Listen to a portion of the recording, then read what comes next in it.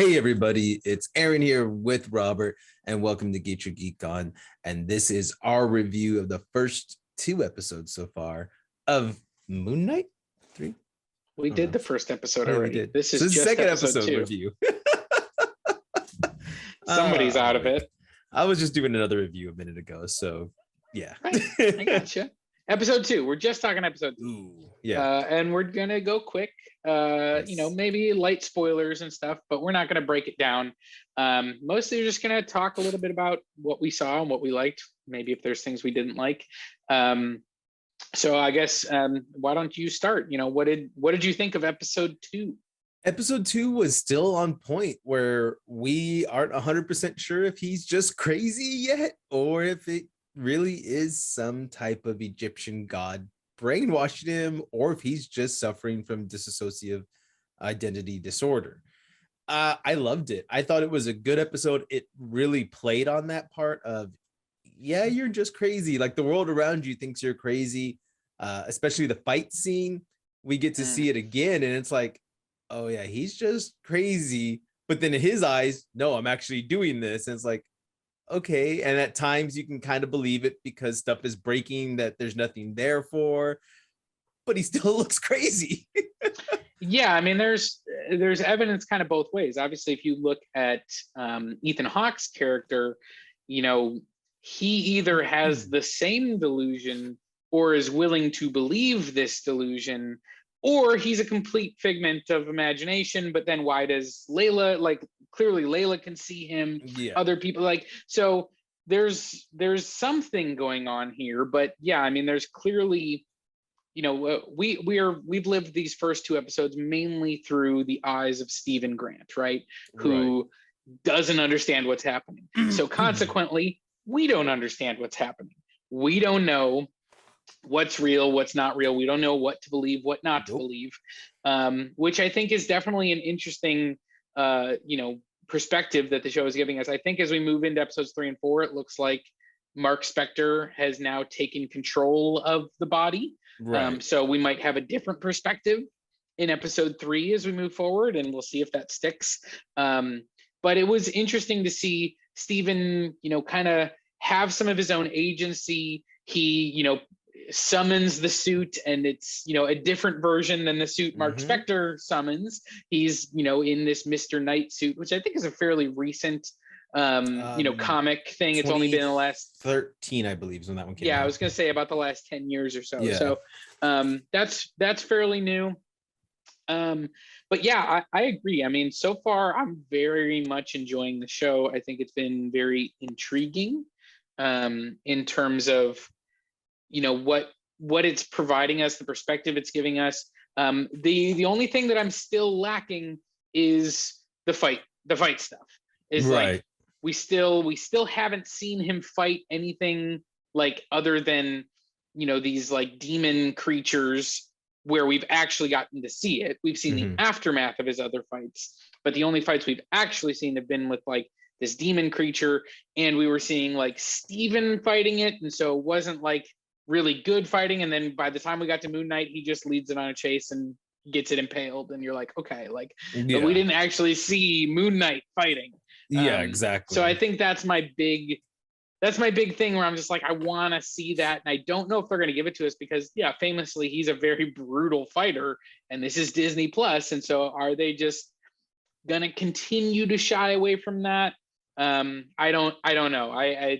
That's my one concern. I'm liking the mystery that they've set up. I like the characters. I think, Ethan Hawke's character is obviously super interesting, and that revelation that he was a previous avatar of Khonshu, which is supported by what he says. He clearly has a good knowledge of Khonshu, but also I don't know that we should believe anything he says. And so it's one of those things that's like, yeah, so is that true? Is it not? I love the relationship between Khonshu and Mark Spector, where like Mark is clearly like, he does not like being the Avatar, but he's willing to be the Avatar because Khonshu's such a dick that he's gonna like. Yeah. Next, he's gonna take over the woman that he loves. And so yeah, I appreciated that, and I do have to say, I really like because it seems like this Stephen Grant persona is pretty new. Like it's almost like he's a persona that Mark Spector created as like a cover, and and then his now he's starting. So like, how much of his life is actually real? Like I feel like it's not much. I think like maybe that's why his accent is a little bit off. Maybe that's why like it just feels like he's kind of a made up person by Mark Spector, and so the fact that unconsciously he was trying to connect with Layla through that persona by like, oh, these are my favorite, this is my favorite poet, these are my favorite books, like these are my interests, these are all these things, which are all hers. Like I kind of like that, like even unconsciously, he was still very much connected to her. Right. And so I thought that was pretty cool. And I like that. I mean, the fact is, in the comics, there's three personalities. There's Mark, there's Steven, and I can't remember, I think Larry, I can't remember the third one, but he's a taxi driver. Steven is the Playboy millionaire, and Mark Spector is the mercenary. So we got two of them so far. So I'm always kind of wondering, are they going to bring out that third personality of the taxi driver? And are we going to see that? Because I don't know how much that personality actually takes over and does its thing. There's scenes in the 2013 comic book run where we get Mark, Steven, and him, and even the God all in the room together, and he sees all of them.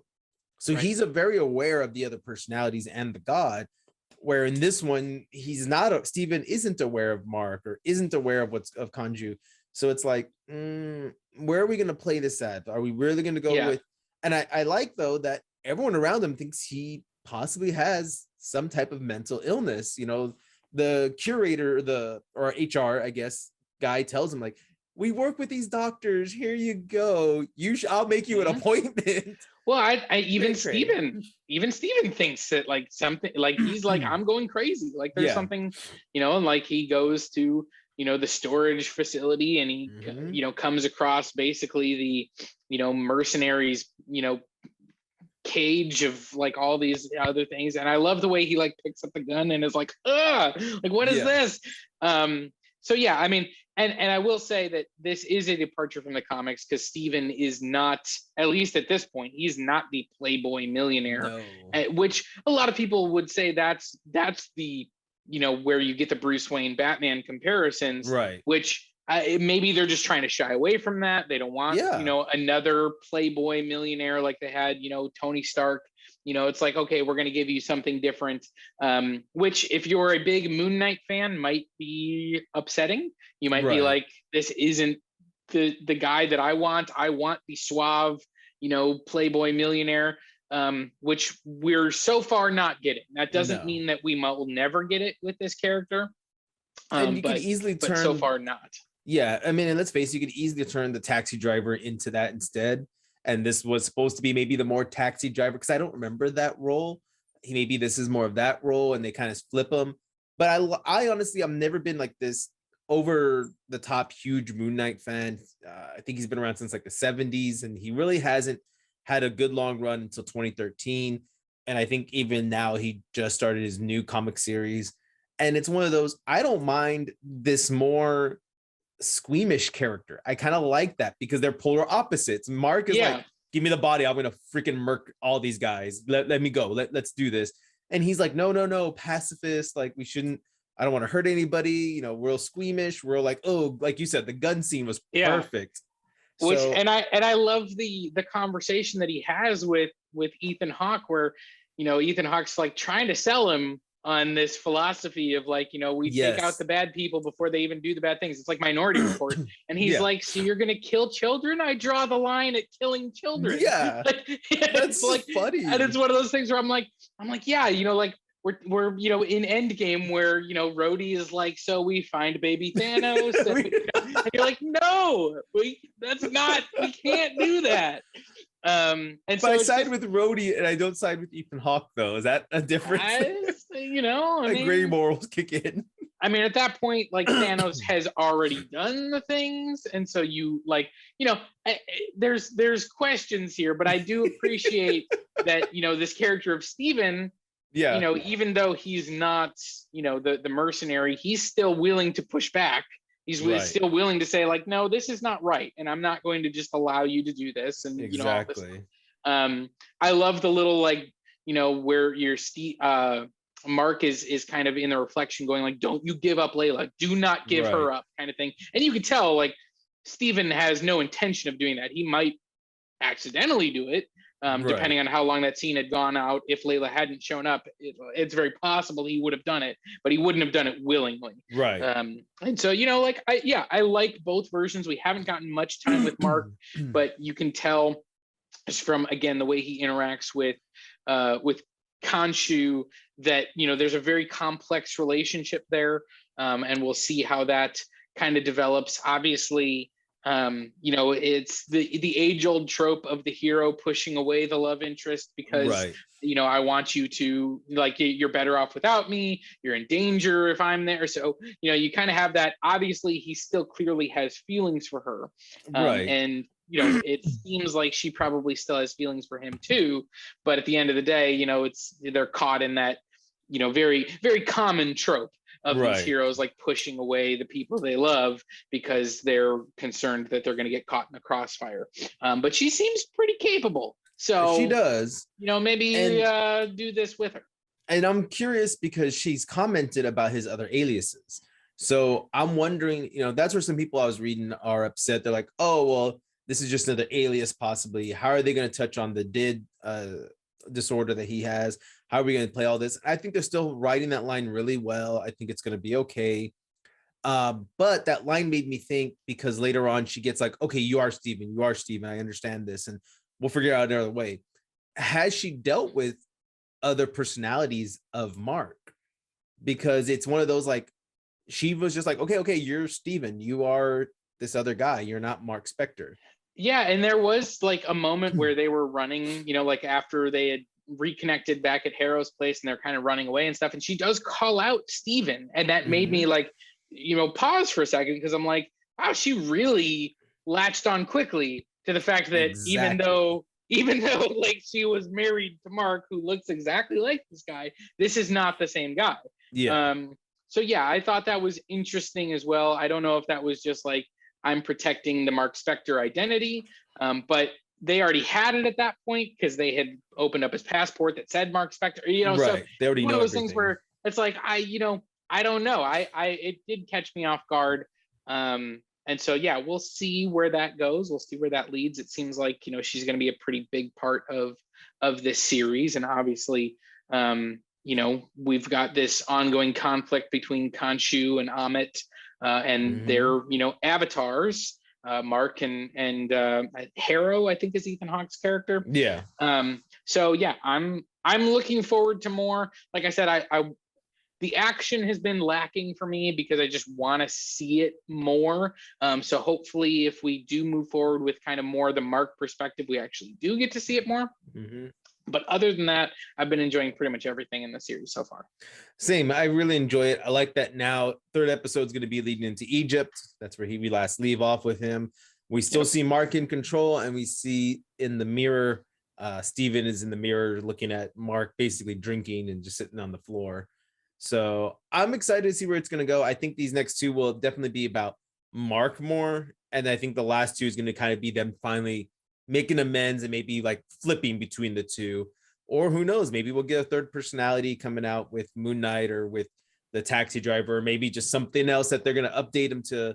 Maybe this will be the billionaire playboy philanthropist kind of guy. Who knows? But I'm excited for more. I really, really am. Yeah, I've been enjoying it so far. And hopefully, it stays good, stays consistent, and we can continue to enjoy the series. And like I said, I want to see the action ramp up. So yeah, we'll see if that does. But so far, we're getting like an interesting kind of mystery going on. It's we got shades of like Indiana Jones type stuff, treasure hunting, whatever. I think we're going to lean into that even a little bit more as we go to Egypt. And then we'll see what happens. Exactly. So stay tuned to the show. Let us know what you think down in the comments below. And of course, check out all of our stuff at Official GYGO on Facebook, YouTube, TikTok, Instagram, all that stuff. New shows coming out, new podcasts. So wherever you listen to podcasts, go check all that out. On that note, I'm Aaron, and that's Robert. And stay geeky, guys, and get your geek on. Bye.